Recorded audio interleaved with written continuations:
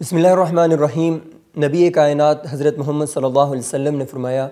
کہ لا يحل لمسلم ان يهجر اخاه فوق 3 ليال فيلتقيان فيعرض هذا ويعرض هذا وخيرهما الذي يبدأ بالسلام، کہ نبی صلی اللہ علیہ وسلم نے فرمایا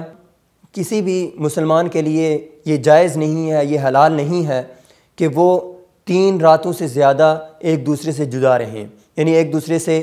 قطع تعلق کی کریں اور ناراض رہیں۔ جب وہ ملتے ہیں آپس میں تو ایک شخص اس طرف منہ کر لیتا ہے اور دوسرا اس طرف منہ کر لیتا ہے، لیکن ان دونوں میں سے بہترین وہ شخص ہے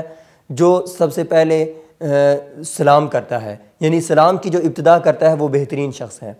یہاں پر نبی صلی اللہ علیہ وسلم نے 3 راتوں کی یعنی 3 دن اور 3 راتوں کی اجازت دی ہے، اس لیے کہ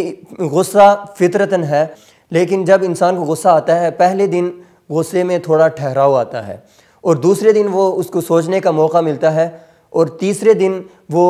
اپنے بات سے رجوع کر کے وہ صلح صفائی کر سکتا ہے، اس لیے 3 دن کی اجازت دی ہے۔ اور اس سے ہم یہ بھی اندازہ لگا سکتے ہیں کہ دین اسلام عین فطرت ہے، فطرت کے بالکل مطابق ہے،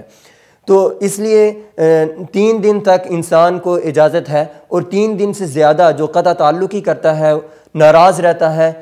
یہ ناراضگی اللہ تبارک و تعالیٰ نے ہم پر حرام کر دی ہے، جس طرح دیگر اشیاء اللہ تبارک و تعالیٰ نے حرام کی ہیں جس سے ہم بچتے ہیں، اس چیز سے بھی ہمیں بچنا چاہیے۔